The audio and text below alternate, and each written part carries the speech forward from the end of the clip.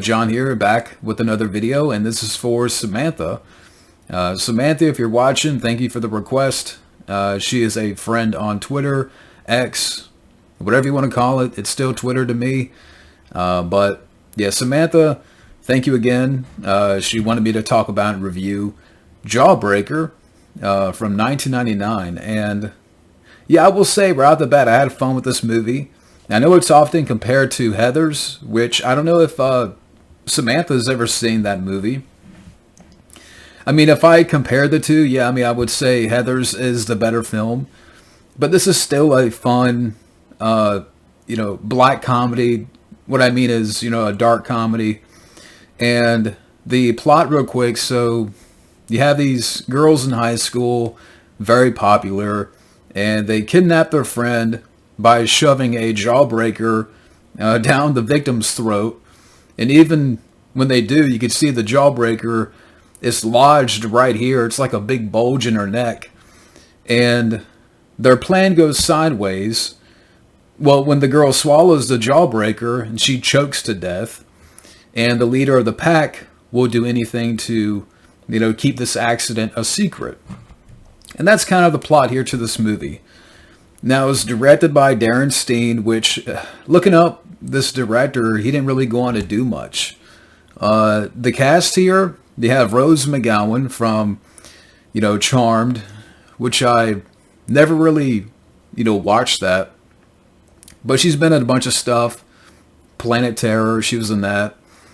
I don't know about her as a person, but I will say Rose McGowan does a good job here.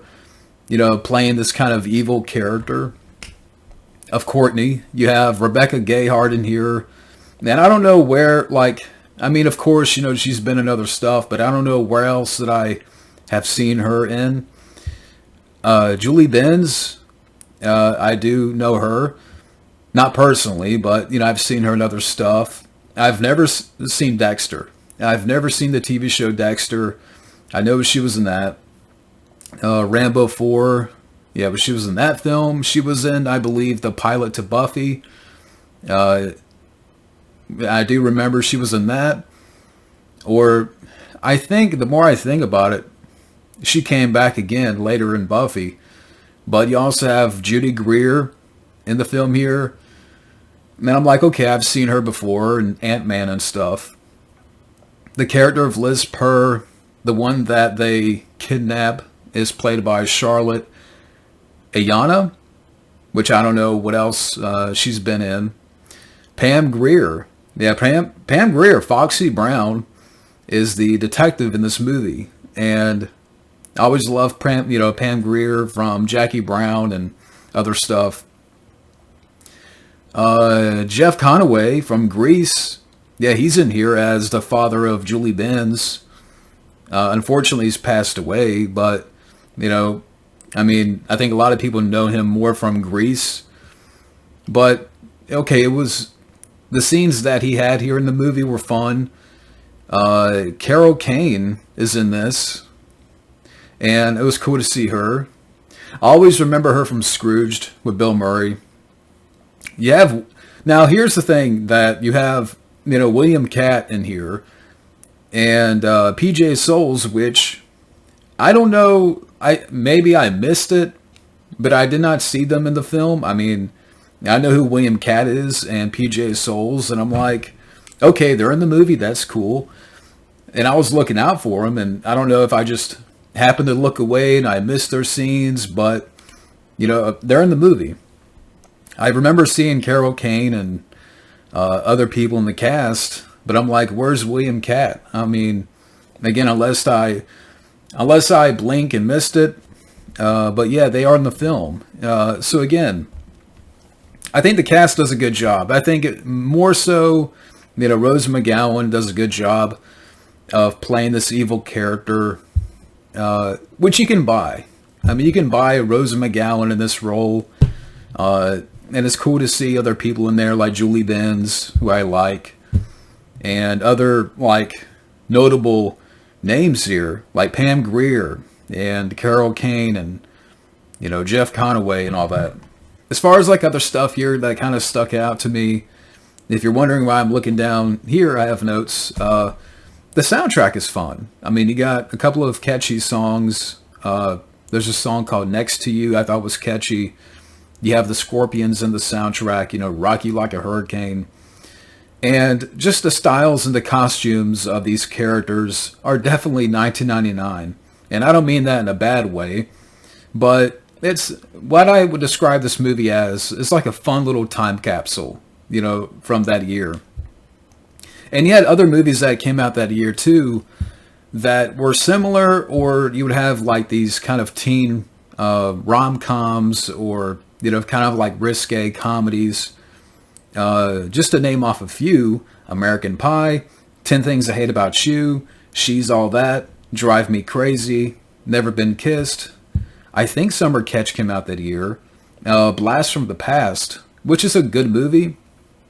I don't know if I would have put that in that type of category, but I don't know if you ever seen that, Samantha, Blast from the Past, but that's a good movie that I recommend. But again, this was like the year of those types of movies. A lot of, risque / teen comedies or romantic comedies of this type.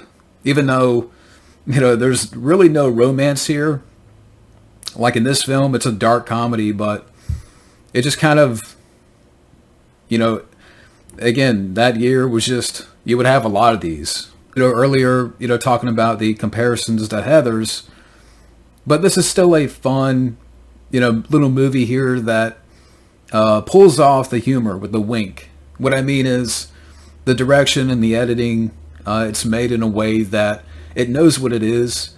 There's even a moment early on in the film where a guy does this with the tongue, and there's like a little sound effect there. So I'm like, okay, the film knows what it is.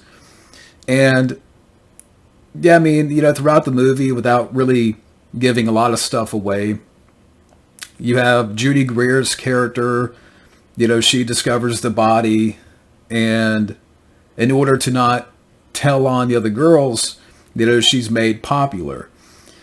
Where before her character was not popular. So throughout the movie, Fern, her name changes to Violet, and she starts to become more popular.